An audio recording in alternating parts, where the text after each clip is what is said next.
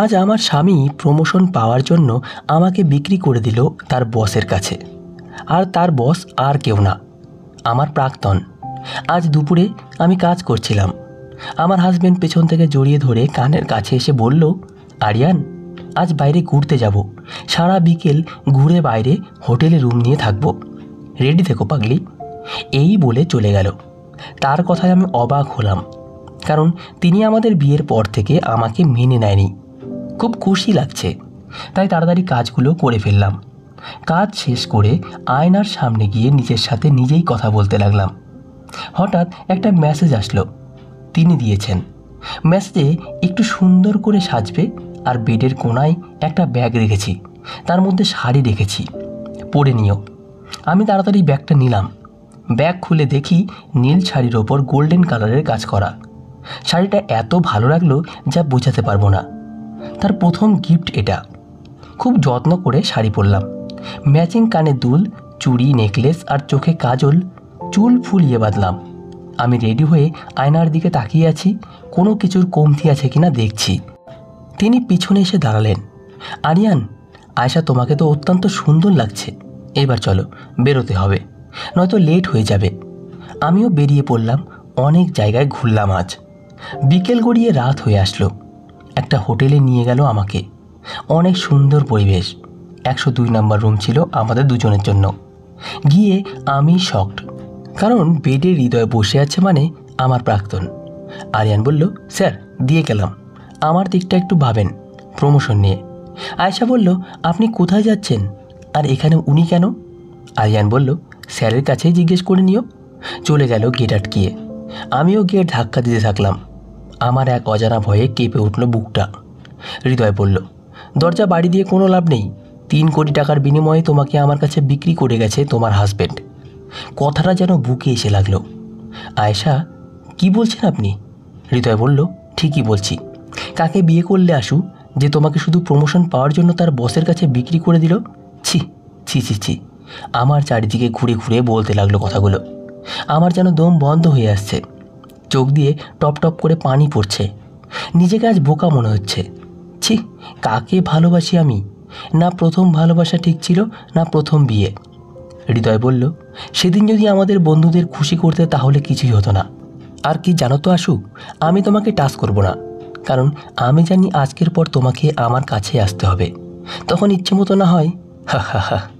নিকৃষ্ট হাসি দিয়ে বলল, আজকের পর থেকে এই দরজা পেরোলো তুমি হবে বেশ্যা, শুধু সময়ের অপেক্ষা। এই বলে হৃদয় চলে গেল। বাট কালকে সকালের আগে আর আমাকে ছাড়বে না। আসলে সময়টা ছিল কলেজ লাইফে। তখন সে ভালো মানুষের অভিনয় করে আমার সাথে রিলেশনে জড়ায়। এইভাবে কলেজ থেকে ভার্সিটিতে গিয়ে তার আসল রূপ দেখাতে থাকে। একদিন তো মেসেজের মাধ্যমে তার কুরুচির প্রমাণ দেখান।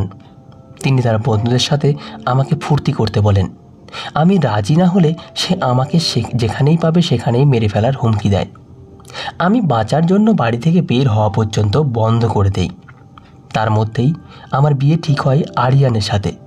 হৃদয়ের হাত থেকে বাঁচার জন্য আমি রাজি হতে বাধ্য হই। বাট আজ এই পরিস্থিতির শিকার হলাম আমি। বিয়ের পর জানতে পারি আমার হাজব্যান্ডের চরিত্র ভালো নয়। বিয়ের পরও বেডরুমে অনেক মেয়ে নিয়ে এসেছে আমারই চোখের সামনে। মুখ বুজে সব সহ্য করা ছাড়া কোনো উপায় ছিল না আমার, কারণ কারো কাছে ঠাঁই নেওয়ার আপন কেউ ছিল না। যার ঘরে সৎমা থাকে তার তো এইরকম পরিবারেই বিয়ে হবে। আমি আল্লাহর কাছে কান্না করতে থাকি নামাজে, যাতে তিনি ভালো হয়ে যান এবং আমাদের সম্পর্ক যাতে নষ্ট না হয়। কিন্তু আজ তা হিতের বিপরীত হলো। কলঙ্কিত হয়ে গেলাম। অন্যায় না করেও শাস্তি পাচ্ছি। সকালে হৃদয় আমার শ্বশুরবাড়ির সামনে নামিয়ে দিল। শ্বশুরবাড়িতে পা দিতেই শাশুড়ি বললেন, কলঙ্কিনী, অন্যজনের সাথে রাতে মুখ পুড়িয়ে এ বাড়িতে পা দিবি না। বুঝলাম আরিয়ান লোকটা নিজের দোষ ঢাকতে আমার উপর দোষ চাপিয়েছে। আমাকে ঘাড় ধাক্কা দিয়ে বের করে দিল বাড়ি থেকে। বাপের বাড়ি ফোন দিলে সৎমা সাপ জানিয়ে দিল, আমার এই কলঙ্কিনী মুখ নিয়ে বাড়িতে পা রাখলে নাকি আমাকে জবাই করবে। সবে ছেড়ে দিলাম আল্লাহর উপরে। আমি পুরো নিঃস্ব। হঠাৎ ফোনে মেসেজ আসলো হৃদয়ের নাম্বার থেকে, তোমাকে আমার কাছেই পরাধীনতা স্বীকার করতে হবে আশু। আমি মনে মনে ওয়াদা করলাম, মরে যাব, তারপরও নিজেকে কলঙ্কিত করব না। হঠাৎ একটা ছেলে এসে বলল, গাড়িতে ওঠেন। আমি বেশ অবাক হয়ে গেলাম। চিনিও না, অথচ সে কে? না, আর কারোর ওপর বিশ্বাস করব না, কিছুতেই না। এই বলে হাঁটতে লাগলাম। তিনি আবার বলল, না হলে আমার নাকি বিপদ হবে। কিসের আর বিপদের ভয়? যা বিপদ তা তো হয়েই গেছে। আর পেছনে তাকালাম না। তিনি পেছন থেকে এসে ঘাড়ে কি যেন ফুটিয়ে দিল। আমি সাথে সাথেই অজ্ঞান হয়ে গেলাম। তারপর আর আমার কিছুই মনে নেই। যখন জ্ঞান ফিরল তখন নূপুর আন্টিকে দেখলাম এবং তাকে জড়িয়ে কাঁদতে লাগলাম। আমার কান্না দেখে নূপুর আন্টি বিভ্রান্তে পড়ে গেল। বারে বার জিজ্ঞেস করছে, কি হয়েছে তোর? শুনলাম তোর স্বামী নাকি তোকে ডিভোর্স দিয়েছে। আমি এবার কিছুটা চমকে উঠলাম। নূপুর আন্টি জানলো কোথা থেকে এলি। কান্না কোনো রকমে থামিয়ে তার থেকে দূরে সরে আসলাম। আন্টি বলল, কি হয়েছে তোর মা, বল আমায়। আয়েশা বলল, নিশ্চুপ আমি। আন্টি, তুই তো আগে এই আন্টিকে সব বলতিস, এখন কেন চুপ করে আছিস? আয়েশা তখন বলে, আন্টিকে যদি সব বলে দেই তাহলে তো তিনিও আমাকে কলঙ্কিনী বলে তাড়িয়ে দেবে।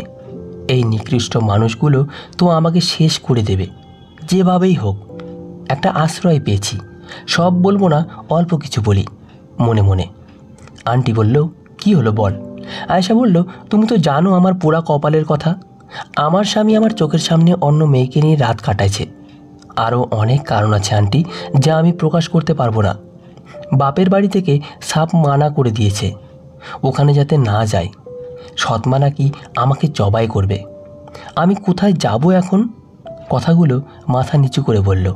আন্টি বলল, আমি থাকতে তুই কোথায় যাবি? আমার কাছেই থাকবি। আয়েশা তখন বলল, কিন্তু আমি এখানে কিভাবে আসলাম? একজন ছেলে রুমে প্রবেশ করলো। মনে পড়ল, এই তো সেই ছেলে যে আমাকে অজ্ঞান করে কোথায় যেন নিয়ে গেল। কে উনি? নিমেষে আমার বুকের মধ্যে ভয় হওয়া শুরু হলো। ছেলেটি বলল, আমি এনেছি আপনাকে। আয়েশা বলল, আপনি কে?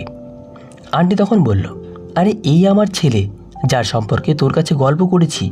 এই তো কয়েক মাস হলো এসেছে। আমি অসুস্থ ছিলাম, তোকে দেখতে ইচ্ছে করছিল। ও তোকে অনেক খুঁজেছে, বাট পায়নি। হঠাৎ তোকে রাস্তায় পাগলের মতো ছোটাছুটি করতে দেখে তোকে এখানে নিয়ে আসতে চেয়েছিল, কিন্তু তুই আসতে রাজি হচ্ছিলে না বলে তাই ও তোকে অজ্ঞান করে এনেছে। আয়েশা বলল, ও, তো তোমরা কেমনে বুঝলে আমার ডিভোর্স হয়ে গেছে? ছেলেটি তখন বলে উঠল, আসলে আপনি অজ্ঞান থাকাকালীন আমার ফোনে আরিয়ান বলে একজনের ফোন আসে। আমি রিসিভ করি, বাট কথা বলি না। উনি অনর্গল ডিভোর্সের কথা বলে কেটে দেন। আয়েশা বলল, এই হলো আমার পোড়া কপাল। এই জন্যেই বলে কোনো কিছু বিবেচনা না করে কোনো কাজ করা উচিত না। আন্টি বলে, তুই রেস্ট নে বাবু, চল এই রুম থেকে চল। উনিরা চলে গেলেন। আমার কি করা উচিত বুঝতে পারছি না। সব কি বলে দেবো আন্টিকে? কিন্তু তারা যদি ভুল বুঝে তখন কি হবে আমার? এসব ভাবতে ভাবতেই আমার মাথা ব্যথা প্রচণ্ড আকারে শুরু হলো। আসলে হৃদয়ের সাথে সম্পর্ক চলাকালীন নূপুর আন্টির সাথে পরিচয়। একটা ছোট্ট অ্যাক্সিডেন্ট হয়েছিল তো আমার। তখন নূপুর আন্টি আমাকে হাসপাতালে নিয়ে আসেন।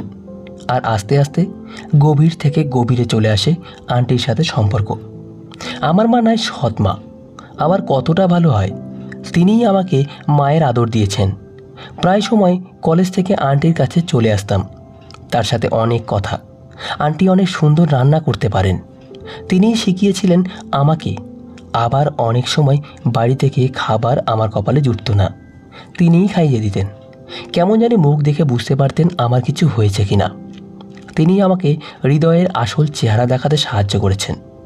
তিনি ডিভোর্সি, তার একটা ছেলে আছে, তাও পড়ালেখার জন্য বিদেশ চলে গেছে। ছেলেটি স্কলারশিপ পাওয়ার পরও যেতে চায়নি, আন্টি জোর করে পাঠিয়েছে। যতদূর জানি আন্টির সাথে তার হাজবেন্ডের কোনো সমস্যা ছিল, তা আন্টি কখনো আমাকে বলেনি, আমার কাছে এড়িয়ে গেছেন। আমি আর তেমন জোর করিনি জানার জন্য, কিন্তু তাকে মাঝে মাঝে খুব রহস্যময়ী মনে হতো। বিকেলে আন্টি রুমে ঘুমাচ্ছিলেন হয়তো, শরীরটা এখনও তেমন ভালো না। আমি ছাদে এসে ছাদের রেলিং ধরে দাঁড়ালাম। নীল আকাশে সাদা মেঘ, তার সাথে কিছু পাখি উড়ে যাচ্ছে, দেখার মতো দৃশ্য। গাছের পাতা বাতাসে নড়ছে আর আমার কপালের চুলগুলো ছুঁয়ে দিচ্ছে। ইস, বড্ড ইচ্ছে করছে রং তুলায় একটা দৃশ্য আঁকায়, কিন্তু নিমেষেই আবার আগের চিন্তা চলে আসলো। আমার পাশে এসে যে কেউ দাঁড়িয়েছে তা আমি এখন বুঝতে পারলাম। তার থেকে কিছুটা দূরে সরে গেলাম আমি। ছেলেটি বলল, আপনার কথা আমি আম্মুর কাছ থেকে অনেক শুনেছি। আপনার নাম আয়েশা, সবাই আশু বলেই ডাকে, তাই তো? আয়েশা বলল, জি। আপনার পরিচয়? ছেলেটি তখন বলল, আমার নাম শুভ্র আহমেদ, পড়ালেখা শেষ করলাম, এবার চাকরি খোঁজার পালা। চাকরি হয়েই গেছে বিদেশে, বাট কটা দিন শান্তিতে থাকতে চাই, তাই আম্মুকে দেখতে এসেছি। আয়েশা তখন বলল, ও, তো আম্মুর কথা মনে পড়ে না আপনার? শুভ্র তখন বলে, আমি আম্মুকে অনেকবার বলেছি আমার কাছে চলে আসো, আসেনি। আবার আমি দেশে ফিরতে চেয়েছি, কিন্তু তাও আম্মু ফিরতে দেয়নি। কি জানি কি হয় তার। আয়েশা বলল, কি আজব মা, সন্তানকে নিজের কাছে আসতেও দেয় না, আবার তিনি নিজেও যায় না, তারপরও কত ভালোবাসে। কেমন করে পারে নিজের সন্তানকে নিজের থেকে দূরে রাখতে? কেন জানি একটু গোয়েন্দা হতে ইচ্ছে করছে, বাট গোয়েন্দার গৌ আমি জানি না। কেমন জানি খটকা লাগারই কথা। মনে মনে বললাম আমি। শুভ্র বলল, কি খটকা লাগছে তাই তো? বুঝি না, আমারও লাগে মাঝে মাঝে, বাট কিছু বলি না, কারণ আমি চাই না আম্মু আবার কোনো কষ্ট পাক। আয়েশা বলে উঠল, আল্লাহ উনি কেমনে জানলো আমার মনে মনে বলা কথাটা? আচ্ছা, আপনার বাবার কোনো খবর আপনি জানেন না? শুভ্র বলল, না, কোনো খোঁজ খবরই জানি না ওনার, বা তিনি আমাদের নিয়েছেন। আমি তাকে অত্যন্ত হেট করি, আর তার কথা কখনো বলবেন না, কেমন? আয়েশা বলল, সরি শুভ্র, ইটস ওকে, সন্ধ্যা হবে, ভিতরে চলেন। এই বলে তিনি আগে আগে আমার পিছন পিছন যেতে লাগলাম। আর রাতে খাওয়ার ইচ্ছা না হলেও আন্টি জোর করে খাইয়ে দিলেন। তারপর শুয়ে পড়লাম, কিন্তু ঘুম আর আসলো না। আমার আর আরিয়ানের বিয়ের 1 বছর হয়ে আসলো। তারপরে আমাদের মধ্যে স্বামী স্ত্রীর কোনো সম্পর্কই গড়ে ওঠেনি, কিন্তু আমাকে রুম থেকে বের করে দিয়ে অনেক মেয়েই ওই বেডরুমে নিয়ে কাটিয়েছেন। সবই আমার কপাল। আন্টির সাথে বসে গল্প করছি, এমন সময় আন্টির ছেলে শুভ্র আসলো। তখনই কলিং বেল বেজে উঠল। আমার বুকের মধ্যে কেমন জানি অনুভূতি হলো, আরিয়ান বা হৃদয় কেউ নয় তো। এই ভয়ে ভেতরে ভেতরে কুঁকড়ে যাচ্ছিলাম, কিন্তু আমাকে ভুল প্রমাণ করে দিয়ে কুরিয়ার আসলো, তাও আবার ডিভোর্স পেপারের। আমি থমকে গেলাম, কি করব বুঝতে পারছি না। 1 বছরের সম্পর্ক এইভাবে মাটিয়ে মিশিয়ে দেব, নাকি ক্ষমা চেয়ে হাতে পায়ে ধরে ঘর করার আরেকটা সুযোগ চাইব? সাথে সাথেই বিবেক উত্তর দিল যে হাজবেন্ড নিজের প্রমোশন পাওয়ার জন্য বসের কাছে নিজের স্ত্রীকে বেঁচে দিতে পারে, তাকে অন্তত ক্ষমা করা যায় না। আন্টিও ডিভোর্স পেপারে সাইন করে দেওয়ার জন্য বলে দিল। সে আরিয়ানের চরিত্র সম্পর্কে কিছুটা জানতো, বাট শেষের মানে আমাকে বেঁচে দেওয়ার খবরটা সে জানতো না। আমিও আর ক্ষমা করলাম না। একটা জেদ উঠে মাথায় শেষ করে দিলাম 1 বছরের সম্পর্ক। একটা সাইন করে ডিভোর্স দিয়ে দিলাম আরিয়ানকে। আরিয়ান জানতো আমার যাওয়ার কোথাও জায়গা না থাকলেও এই আন্টির কাছেই আমার জায়গা হবে। আন্টির সাথে যাতে না মিশি, বিয়ের পর বহুবার এ কথা বলেছিল, কিন্তু আমি তার কথা শুনিনি। তার একটাই কারণ, আমার বিয়ের আগে আন্টি আমার প্রাণ বাঁচিয়েছিল।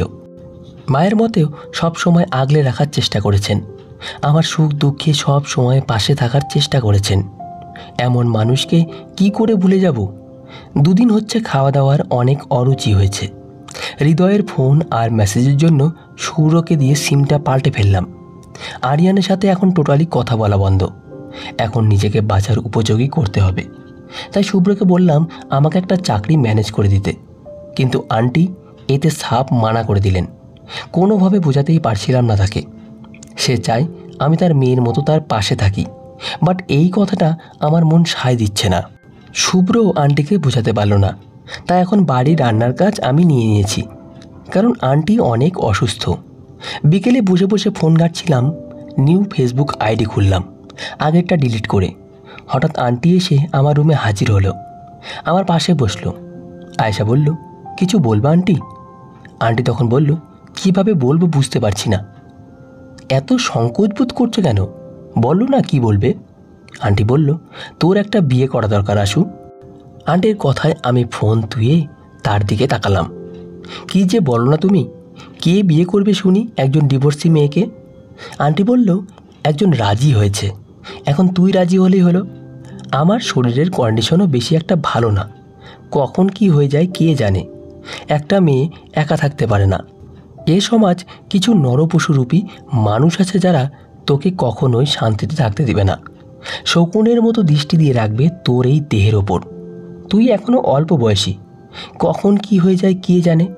তাই আমার কথায় রাজি হয়ে যা মা, মানা করিস না প্লিজ।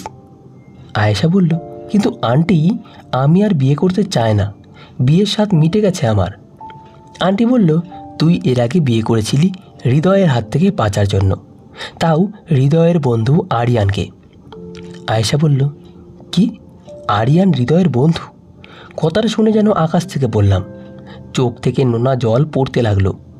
জল ফেলতে ফেলতে বললাম, কিন্তু তুমি কি করে জানলে, আর আমাকে কেন আগে বলনি? আন্টি বলল, আমি জানলাম তোর বিয়ের 10 দিন আগে।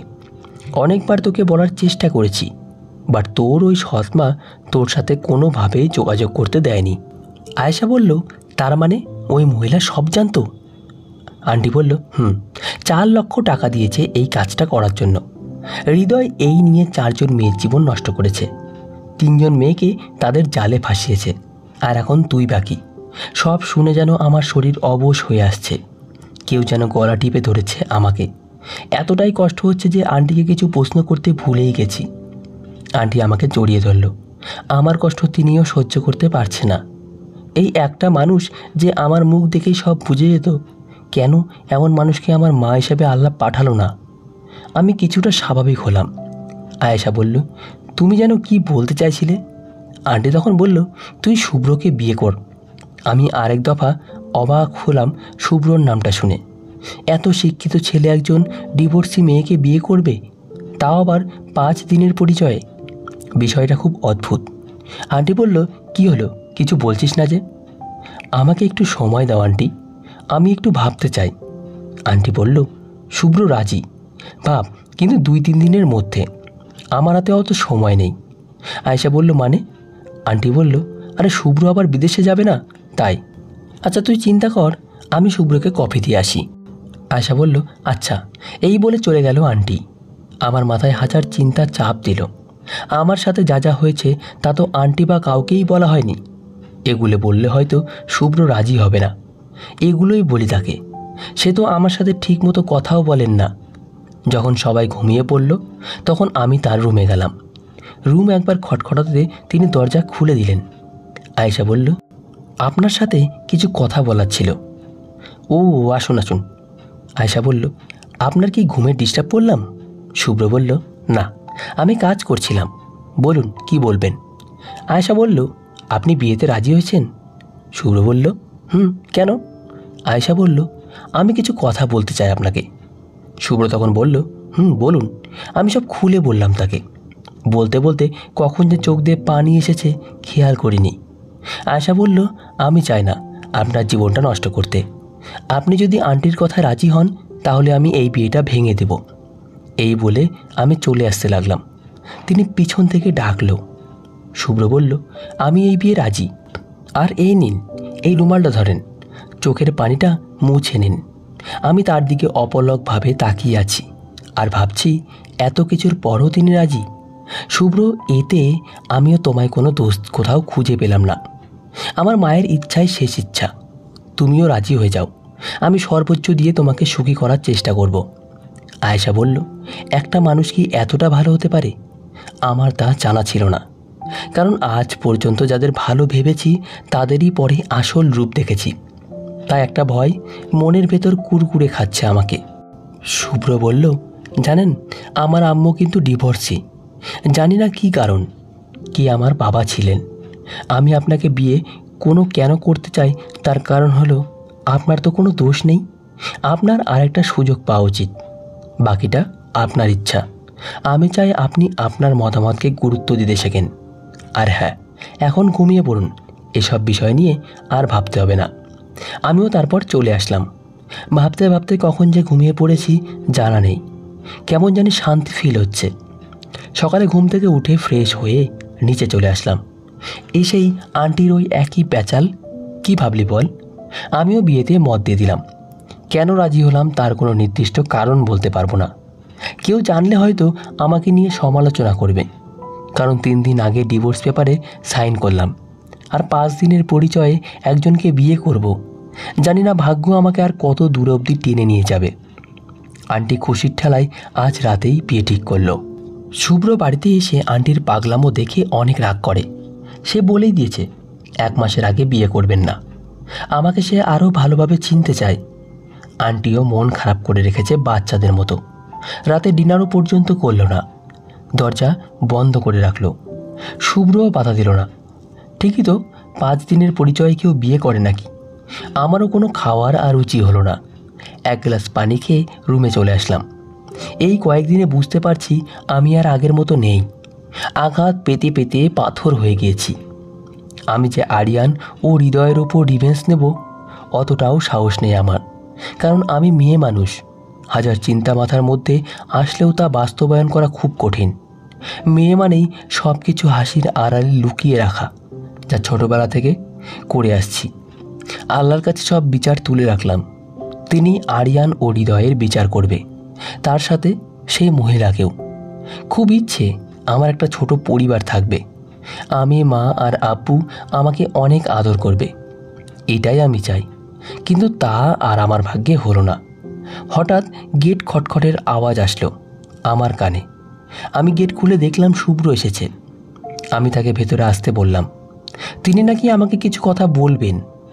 আয়েশা বলল, জি বলুন, আমার সম্পর্কে কি জানতে চান? শুভ্র বলল, আসলে একটা মেয়ে এত কষ্ট পাওয়ার পর এতটা শান্ত কি করে থাকতে পারে বলতে পারেন? যেন কিছুই হয়নি। আমি তার কথা শুনে ফুল হাতা জামার হাতাটা গুছাতে লাগলাম। কোনোই পর্যন্ত উঠিয়ে তাকে দেখলাম। তিনি আমার হাত দুটো দেখে অবাকের ভঙ্গিতে তাকিয়ে আছে। শুভ্র বলল, এগুলো কিভাবে হয়েছে আপনার? আয়েশা বলল, আপনাকে পুরো ঘটনা বলি তাহলে। পূর্ণিমার এক রাতে হঠাৎ আমার মায়ের প্রসব ব্যথা ওঠে। তখন কিছু কুসংস্কার ছিল এই রাতটা নিয়ে। কেউ গর্ভবতী নারীকে নিয়ে বাইরেই যেতে চায় না। আব্বু যখন বাড়িতে ফেরে তখন অনেকটা দেরি হয়ে গেছিল। খুব তাড়াতাড়ি এসব বিপত্তি সরিয়ে আম্মুকে একটা ক্লিনিকে ভর্তি করা হয়। ডাক্তার আমাদের পরিচিত ছিল। তিনি আম্মুর ডেলিভারি করে, কিন্তু আমার আম্মু আর সেই দিন চোখ খুলল না। আমাকে জন্ম দিতে গিয়ে তিনি মারা গেলেন। আব্বু আমাকে সহ্য করতে পারতো না, কারণ আব্বুর লাভ ম্যারেজ ছিল। তিনি ভেবেছিলেন আমার জন্য আম্মু মারা গেছেন। তার কিছু মাস পর আব্বুকে জোর করে বিয়ে দেওয়া হলো। মেয়েটা ছিল গরিব। সব মেনে বিয়ে করলেন আব্বুকে। আব্বু তার কয়েকদিন পরই আর্মিতে যোগ দিলেন, আর আমি বড় হতে লাগলাম। যখন ক্লাস 9-এ পড়ি তখন থেকে সৎ মায়ের অত্যাচার শুরু হলো। আগেও হতো, শুধু দাদুর জন্য কিছু করতে পারেনি। তিনি যখন হঠাৎ মারা যান তখন থেকে শুরু হলো তার অত্যাচার। আমি কোনো অন্যায় করলে একটা শাস্তি, তা হলো গ্যাসে খুন্তি গরম করে আমার হাতে চেপে ধরত। আমি চিৎকার করলেও ছাড়তেন না তিনি। একটা দীর্ঘ নিঃশ্বাস নেওয়ার পর আবার শুরু করলাম। জানেন, হাতের জ্বলার কারণে আমার অনেকবার জ্বর চলে আসতো। আব্বু আমার সাথে কথা বলতো না, ছুটিতে আসলেও। আল্লাহর কাছে শুধু অভিযোগ করতাম, কেন একটা সুস্থ পরিবার আমায় দিলে না? আমি ভেতরে ভেতরে পুড়ে শেষ হয়ে গিয়েছিলাম। তারপর আমার জীবনে আসলো হৃদয়ের বেইমানি। আমি এর মাঝে একবার সুইসাইড করারও ট্রাই করেছিলাম, বাট আমার ছোট বোন শশীর জন্য পারিনি। এখন আমার এমন এক অবস্থা, হাজার অত্যাচার করলেও আমি সবার মাঝে হাসতে শিখে গেছি। আমার জীবনী বলে আজ আমি আর কাঁদলাম না, কিন্তু তার চোখের দিকে তাকিয়ে দেখলাম কয়েক ফোঁটা জল গড়িয়ে পড়েছে। তিনি আর 1 সেকেন্ডের জন্য আমার রুমে দাঁড়ালো না। কেন দাঁড়ালো না কারণটাও আমি বুঝতে পারলাম না। হয়তো এখন তিনিও আমাকে ঘৃণা করবেন। সেই রাতেও আমার চোখে ঘুম নামক জিনিসটা আসলো না। আচ্ছা, আমি কি সত্যিই অপয়া? না হলে এত কষ্ট আমাকেই কেনই পেতে হবে? সকালে ঘুম ভাঙল দরজা খটখটানোর শব্দে। তাড়াতাড়ি উঠে দেখি আন্টি। তিনি একটা নতুন জামদানি শাড়ি আর কিছু জুয়েলারি আমাকে দিয়ে জলদি পরে আসতে বললেন। আমি কিছুই বুঝলাম না। তাকে কিছু বলার আগেই তিনি ছুটলেন। বিছানায় কিছুক্ষণ বসে চিন্তা করলাম কেন এমন করলো। তারপর বাথরুমে গিয়ে ফ্রেশ হয়ে শাড়ি গহনা পরে নিলাম। এবার নিচে যাব, কেমন জানি লাগছে। হাজার সংকোচ বোধ দূর করে নিচে গিয়ে আমি পুরো শকড, কারণ শুভ্র বরের বেশে বসে আছে। পাশে যতদূর সম্ভব কাজী সাহেব। আন্টি মিষ্টি হেসে আমাকে দেখে নিচে নামিয়ে আনলেন এবং শুভ্রর পাশে বসিয়ে দিলেন। শুভ্রের দিকে তাকাতেই তিনি একটা মুচকি হাসি দিলেন। সকাল সকাল করে বিয়েটা সম্পূর্ণ হয়ে গেল আমার। যে শুভ্র 1 মাস টাইম নিয়েছিল সেই শুভ্র একটা দিন যেতে পারল না, বিয়ে করে নিলেন আমাকে। একবারও জানানোর প্রয়োজন বোধ করলেন না। আন্টি তো মহা খুশি। সকালে বিয়ের কারণে আমি চেঞ্জ করে আন্টির হাতে হাতে কাজ করতে লাগলাম। কেমন জানি আজব লাগছে আমার। কিছুক্ষণ পর নিজের রুমে এসে গেট বন্ধ করে দিলাম।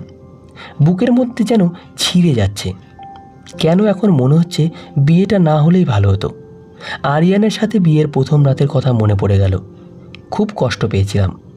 আজ সেই দিনটার কথা মনে পড়ে আবারও কষ্ট হচ্ছে। সেদিন রাতে আরিয়ান বিয়ের দিন রাতে তার রুম থেকে ধাক্কা দিয়ে বের করে দেয় আমাকে। আমার জায়গায় সেখানে অন্য নারীর সাথে সারা রাত কাটায়। আমি তার দরজার পাশে বসেছিলাম। কেঁদে কেঁদে সারা রাত পার করি। না, আমি কেন তার কথা মনে করে কষ্ট পাচ্ছি? আমি তো কম চেষ্টা করিনি তাকে পাওয়ার জন্য। আর সংসারটাও টেকানোর জন্য চেষ্টা করেছি, কিন্তু ভাগ্যে না থাকলে কী বা করার আছে। এসব ভাবতে ভাবতে বিছানার সাথে শরীর এলিয়ে দিলাম। তার কিছুক্ষণ পর ঘুমের দেশে কখন যে হারিয়ে গেলাম নিজেও বলতে পারবো না। বাইরে আন্টি টেনশনে পাগল হয়ে উঠেছে। শুভ্র বাড়িতে এখনও ফেরেনি। আমি গেট খুলে আন্টির কাছে যেতে না যেতেই তিনি ছটফট করে উঠল। খুব কষ্টে সামলালাম তাকে। বিকেল পেরিয়ে রাত হয়ে গেল, অথচ তার এখনও আসার নাম গন্ধই নেই। আন্টি তার রুমটা পরিপাটি করে রেখেছেন। বাসর রাতের কথা শুনতেই আমার ঘৃণা শুরু হতে লাগলো। কেন জানি না। তিনি রাত 12টায় ফিরলেন। আন্টি চিল্লাচিল্লি শুরু করে দিল তার উপর। তিনি কিছুক্ষণ চুপ করে দাঁড়িয়ে থেকে মায়ের বকুনি শুনে নিজের রুমে চলে আসলো। আমি তখন বসেছিলাম। তিনি একটা বালিশ আর কাঁথা সোফায় রেখে আমাকে বলল, হয়তো এখন আমরা স্বামী স্ত্রী, কিন্তু আমি জানি তোমার মনের অবস্থাটা কেমন চলছে। তাই আমি তোমার ইচ্ছার বিরুদ্ধে তোমার ওপর অধিকার খাটাতে চাই না। আমি সেদিনই অধিকার দেখাবো যেদিন তোমার মনে আমি জায়গা করে নিতে পারবো। এই বলে তিনি সোফায় শুয়ে পড়লেন। তাই এইসব কথায় আমিও যেন একটা স্বস্তি পেলাম। ভেতরে ভেতরে একটু হালকা লাগছে। হঠাৎ মাথায় এলো, আচ্ছা, হৃদয়ের বিষয়ে আন্টি এত কিছু জানলো কিভাবে? আর কিভাবে বুঝলো হৃদয় মহিলাটাকে 4 লক্ষ টাকা দিয়েছে যাতে আরিয়ানের সাথে আমাকে বিয়ে করে দেবে? না, কিছুতেই আমার হিসেবটা মিলছে না। কাল সব জানতে হবে আন্টির থেকে। সকালে আন্টির গেট কখন থেকে ধাক্কাচ্ছি, কিন্তু কোনো সাড়া শব্দ পাচ্ছি না। না, আন্টি তো সেই ফজরে উঠে আজ কি হলো? অসুস্থ না তো? আমি শুভ্রকে এসে সব বললাম। তিনিও কয়েকবার ধাক্কালেন। এবারও কোনো শব্দ পাওয়া গেল না। শুভ্র এবার অস্থির হতে লাগলেন। তিনি সিদ্ধান্ত নিলেন গেট ভাঙবেন। যেই বলা সেই কাজ। জোরে ধাক্কাতে ধাক্কাতে কিছুক্ষণ পর গেট খুলে গেল। গেট খুলে যা দেখলাম তা যেন নিজের চোখকে বিশ্বাস করতে পারছি না। চোখ দিয়ে পানি পড়তে লাগলো। কেন আমার সাথে এমন হয়? শুভ্র চিৎকার করে ভিতরে ছুটে গেল। ফ্যানের সাথে আন্টির দেহ ঝুলছে। শুভ্র আর আমি মিলে আন্টির দেহটা নামালাম। আন্টির শরীর একদম ঠান্ডা। শুভ্র কান্নায় ভেঙে পড়ল। আমার চোখ দিয়ে অনবরত পানি পড়তেই আছে। কেন করলো সুইসাইড আন্টি? তার মানে এই কাজ করার জন্যই আমার আর শুভ্রের বিয়েটা এত তাড়াতাড়ি দিল। সেদিনের কথা হুট করে মনে পড়ল। আমার হাতে বেশি সময় নেই। এই কথা দ্বারা এটা বোঝালো আর আমি বুঝতেই পারলাম না। ইতিমধ্যে প্রতিবেশীরা খবর পেয়ে দেখতে এলো। সবার মুখে একই কথা, আন্টি তো অনেক ভালো ছিল, এমন কাজ করলো কেন? তারপর সবাই মিলে আন্টিকে গোসল করানো শুরু করালো। আমার মনে হচ্ছে আমার আত্মা দেহ থেকে পালিয়েছে। আন্টির এমন কাজে আমি যেন কিছুতেই মেনে নিতে পারছি না। খাটিয়া চলে আসলো। আন্টিকে শুইয়ে দেওয়া হলো। আমিও শেষ মুখটা দেখে নিলাম। কি নিষ্পাপ লাগছে তাকে। তারপর খাটিয়ার এক মাথা ধরে শুভ্র নিয়ে যেতে লাগলো। ছেলেটা এতটাই কষ্ট পেয়েছে যে এখনো পর্যন্ত একটা কথাও মুখ থেকে বের করেনি। বিয়ের পরের দিন যদি জানতে পারে তার মা সুইসাইড করেছে, তাহলে তার কতটা ধাক্কা লাগতে পারে। সবাই চলে যাওয়ার পর আমি আন্টির রুমে গিয়ে আন্টির একটা ছবি ধরে কাঁদতে লাগলাম। হঠাৎ টেবিলের উপর একটা কাগজ দেখতে পারলাম। কাগজটা হাতে নিলাম। কাগজে লেখা ছিল, আমার দায়িত্ব শেষ। আয়েশা মা, তোর উপর আমার শুভ্রের দায়িত্ব দিলাম। আমি কেনই এই কাজ করলাম তা আর বলতে পারলাম না। অনেক আগেই কাজটা করতাম, কিন্তু শুভ্রর মুখ চেয়ে করতে পারিনি। এখন আমি নিশ্চিত। খেয়াল রাখিস ছেলেটাকে, আর আমাকে মাফ করে দিস। এই চিঠিটা পড়ে এখন যেন মাথার মধ্যে কেমন জানি হতে লাগলো। আজ আন্টি মারা যাওয়ার 1 সপ্তাহ হয়ে গেল। ইতিমধ্যে শুভ্রের মধ্যে অনেক পরিবর্তন এসেছে। এমনিই কম কথা বলতেন তিনি, এখন আরও কম কথা বলেন। আঘাতটা যে অনেক গভীরে গিয়ে লেগেছে তা বোঝা যায়। ছোটবেলা থেকে ছেলেটি পিতৃহারা, এখন মাও আর নেই। তিনি সিদ্ধান্ত নিয়েছেন আমাকে নিয়ে তিনি বিদেশ ফিরবেন, আর 2-1 দিনের মধ্যেই। আমার খুব একটা ইচ্ছা নাই। আসলে মাতৃভূমির প্রতি তো একটা টান থাকে। একবারে একটা অপরিচিত জায়গায় কেমন করে থাকব। তারপর তিনি নাকি ওখানে গিয়ে চাকরিতে জয়েন করবেন। আর তার থেকে বড় কথা, আন্টির একটা স্মৃতি এই বাড়িতে আছে। এটা ফেলে কি করে যাওয়া সম্ভব? কিন্তু কিছু করার নেই। তার ইচ্ছাই শেষ ইচ্ছা আমার কাছে। তাকে যে আঁকলে রাখতে হবে, আন্টির শেষ ইচ্ছার মতো। বিদেশ যাওয়ার সময় একটা অ্যালবাম আর আন্টির ডায়েরিটা নিয়ে আসলাম। যখন এর আগে আন্টির সাথে পরিচয় ছিল তখন আন্টি অ্যালবাম দেখাতেন, কিন্তু তার ডায়েরিটা একদমই ছুঁতে দিতেন না। হয়তো বিদেশে গিয়ে তার ডায়েরির কিছু অংশ পড়ে সময় কাটাবো। বর্তমানে শুভ্র চাকরি করে খুব ক্লান্ত হয়ে যেত, তাই খাবার খেয়ে ঘুমিয়ে পড়ত। এইটাই ছিল তার রুটিন। মাঝরাতে তাকে ফুপিয়ে কাঁদতেও শুনেছি। হয়তো তার মধ্যে একটাই প্রশ্ন, কেন করলো এমন মা? আমার আর তার মধ্যে এতটুকুই পরিবর্তন হয়েছে যে আমরা একই বেডে ঘুমাই, এর বেশি কিছু না। এমনি একদিন রবিবার, ছুটির দিন। শুভ্র ব্রেকফাস্ট করে সোফায় বসে টিভি দেখছে। হঠাৎ তার নজর গেল সেই অ্যালবামে। তিনি টিভি বন্ধ করে অ্যালবাম নিয়ে ঘাটাঘাটি করছিলেন। তার মায়ের ছবিটা দেখতেই তিনি বুকে জড়িয়ে কাঁদতে লাগলেন। আমি বুঝতে পেরে তার পাশে গিয়ে বসে তার কাঁধে হাত দিলাম। তিনি আমাকে জড়িয়ে ধরলেন। এই প্রথম তিনি আমাকে জড়িয়ে ধরলেন আর কাঁদতে লাগলেন। আমিও আর বাধা দিলাম না। আমাদের মধ্যে স্বামী স্ত্রী ভাবটা আস্তে আস্তে এখন প্রপারলি আমরা স্বামী স্ত্রী। কেউ যে একটা ডিভোর্সি নারীকে এতটা ভালোবাসতে পারে তা আমার জানা ছিল না। তিনি রাতে বসে ফোন ঘাঁটছেন। আমি এসে বললাম, এখনও ফোন ঘাঁটছেন? শুভ্র বলল, আর একটা গল্প পড়ছি। আপনি গল্প পড়তে ভালোবাসেন? শুভ্র বলল, তুমি? আয়েশা বলল, আমিও। শুভ্র বলল, মাঝে মাঝে বেশ লাগে আমার গল্প পড়তে। আয়েশা বলল, আমারও। এবার ফোন রাখেন, এখন আর ফোন রাখবেন না, চলুন ঘুমাবো। তাকে জড়িয়ে ঘুমিয়ে পড়লাম। আন্টির ডায়েরিটা পড়ে খুবই কষ্ট লাগলো। শুভ্রের বয়স যখন মাত্র 1 মাস তখন আন্টি ধর্ষিত হয়। তার জন্য আঙ্কেল আন্টিকে ডিভোর্স দিয়ে দেয়। অল্প বয়সে এত বড় ধাক্কা পেয়ে আন্টি মানসিক রোগী হয়ে গেছিল। তাকে মানসিক হাসপাতালে ভর্তি করা হয়। আর শুভ্রকে বড় করে তুলেছিল তার নানু। যখন ওর বয়স 9 মাস তখন আন্টি কিছুটা সুস্থ হয়। তারপরও 2বার সুইসাইডের চেষ্টা করে। ডায়েরিতে এমনও লেখা ছিল যা পড়ে আমি হতবাক হয়ে যাই। হৃদয় শুভ্রর বাবা 2য় পক্ষের সন্তান। আমার সাথে যখন আন্টি হৃদয়কে দেখে তার কিছুদিন পর হৃদয়কে অন্য এক মেয়ের সাথে দেখে। আমার আড়ালে হৃদয়কে অনেক বোঝানোর চেষ্টা করে যাতে আমরা পিছু ছেড়ে দেয়। কিন্তু হৃদয় আন্টির সাথে মিসবিহেভ করলে আন্টি হৃদয়ের গালে চর বসিয়ে দেয়। আর হৃদয় উত্তেজিত হয়ে আন্টিকে বলে কিভাবে ওরা 3 জন মিলে আমার জীবন নষ্ট করবে।